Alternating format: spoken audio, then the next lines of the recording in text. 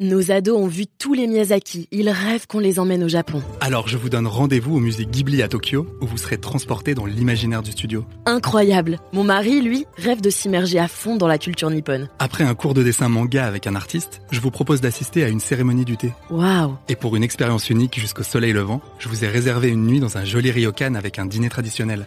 Je nous y vois déjà. Avec Marco Vasco, ne rêvez plus. Vivez votre voyage l'esprit libre. Au rendez-vous sur marcovasco.fr pour imaginer votre prochain voyage sur mesure. Les podcasts du Figaro. Les Américains adorent les procès à grand spectacle. Rien ne le montre de façon aussi éclatante que le procès qui passionne les États-Unis en 1925 au sujet de l'enseignement de Darwin.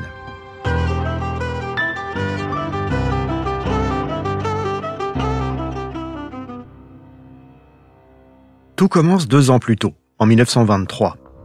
À la demande de mouvements protestants évangéliques, la Floride, l'Oklahoma, le Tennessee adoptent des lois qui interdisent aux professeurs d'enseigner la théorie de l'évolution à l'école. Motif ? Les thèses de Darwin sur l'origine de l'homme contredisent la Bible. L'interdiction ne concerne que l'école publique. L'école privée, elle, reste libre de ses choix. Mais une grande organisation de défense des libertés individuelles, l'American Civil Liberties Union, juge cette interdiction scandaleuse. Elle publie une petite annonce dans les journaux des États concernés. Le contenu de cette annonce, le voici. On demande un volontaire pour attaquer en justice ces lois obscurantistes. On cherche un instituteur qui accepte d'enseigner la théorie de Darwin dans une école publique de ces États. Nous voulons que cet instituteur soit inculpé pour qu'un procès soit organisé. Et l'annonce précise « Assistance de ténor du barreau de New York garantie, tout frais payés ». Le lendemain, dans une petite ville du Tennessee, Dayton, le directeur d'une mine en train de péricliter lit l'annonce dans son journal en prenant le petit déjeuner. Et il comprend qu'il y a gros à gagner. Cet ingénieur persuade un jeune instituteur, John Scopes, l'entraîneur de l'équipe de football américain du lycée, de proposer ses services à l'American Civil Liberties Union pour enfreindre la loi délibérément. Ainsi, le directeur de la mine espère faire coup double. Donner à sa petite ville, Dayton, l'image avantageuse d'une ville progressiste, alors qu'elle est sudiste, et surtout faire pleuvoir sur sa commune une pluie de beaux dollars. Quoi de plus alléchant pour les médias nationaux qu'un procès spectacle sur la question ultra-sensible de l'enseignement de Darwin aux élèves ? Marché conclu. Reste une difficulté. L'instituteur avait déjà enseigné la théorie de l'évolution dans le passé, au su et au vu du directeur de l'école, et il n'avait pas été inquiété du tout. Car les autorités locales ne voulaient pas paraître bornées. Elles préféraient fermer les yeux et ne pas appliquer la loi. Et puis, beaucoup de chrétiens, à l'époque, s'efforçaient de concilier leur foi et Darwin. Mais cette souplesse ne fait pas du tout les affaires du directeur de la mine. Il lui faut un procès retentissant, médiatisé. Alors, ce Machiavel du Tennessee trouve la solution. Il fait semblant d'être hostile aux thèses de Darwin, dénonce le mauvais esprit de l'instituteur aux autorités municipales et les somme de faire appliquer la loi. Cette fois-ci, les autorités locales sont acculées. Elles doivent agir. À son cours suivant sur la théorie de l'évolution, l'instituteur, John Scopes, est poursuivi en justice. Poliment, mais fermement. Le directeur de la mine exulte.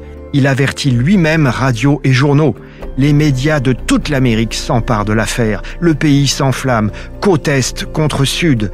Grandes agglomérations contre petites villes. Science contre foi. Darwin contre la Bible. Et 2 avocats médiatiques qui vont s'affronter. William Jennings Bryan pour l'accusation et Clemens Darrow pour la défense. Quelle affiche! Quel spectacle! À ma droite, William Jennings Bryan. Parlons un peu de cet homme d'abord. C'est une figure de l'aile avancée du Parti démocrate de l'époque. le porte-parole autoproclamé des petites gens de l'Ouest et du Sud contre les banquiers et les grands industriels du Nord-Est. Bien plus tôt, en 1896, il a été candidat à l'élection présidentielle. Il a défendu l'impôt sur le revenu, le vote des femmes. Bryan préconisait la libre frappe de l'argent et l'abandon de l'étalon or pour alléger les dettes des fermiers. Il est devenu célèbre dans tout le pays. Il s'est exclamé dans un discours fameux « Vous n'enfoncerez pas sur le front des travailleurs cette couronne d'épines, vous ne crucifierez pas l'humanité sur cette croix en or ». Il avait obtenu 46% des voix à l'élection présidentielle de 1896. Et Bryan était devenu secrétaire d'État, c'est-à-dire ministre des Affaires étrangères, du président Wilson. Mais il avait démissionné en 1915 par pacifisme, car il pressentait que les États-Unis allaient finir par entrer en guerre aux côtés des Alliés. Voilà l'homme qui va être le procureur au procès de l'instituteur du Tennessee. Face à lui, Clemens Darrow, un libre penseur, un agnostique, ce qui aux États-Unis est mieux accepté que de se dire athée. C'est une figure du barreau de Chicago. Il a défendu de nombreux syndicalistes poursuivis pour des violences pendant des grèves. En 1924, donc juste avant le procès, Darrow est devenu célèbre en évitant la peine de mort à 2 jeunes gens de 19 et 18 ans qui avaient enlevé et assassiné un adolescent de 14 ans dans le but de commettre, je cite, le crime parfait. Et l'avocat est enthousiaste à l'idée de défendre l'instituteur John Scopes. Les 2 athlètes sont prêts à monter sur le ring. Le procès, ou plutôt, disons-le, le match, va commencer.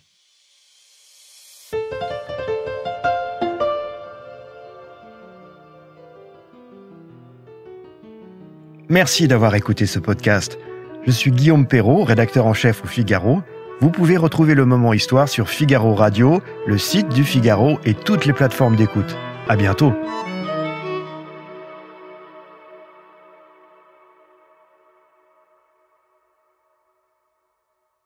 Nos ados ont vu tous les Miyazaki. Ils rêvent qu'on les emmène au Japon. Alors je vous donne rendez-vous au musée Ghibli à Tokyo, où vous serez transportés dans l'imaginaire du studio. Incroyable. Mon mari, lui, rêve de s'immerger à fond dans la culture nippone. Après un cours de dessin manga avec un artiste, je vous propose d'assister à une cérémonie du thé. Waouh. Et pour une expérience unique jusqu'au soleil levant, je vous ai réservé une nuit dans un joli ryokan avec un dîner traditionnel.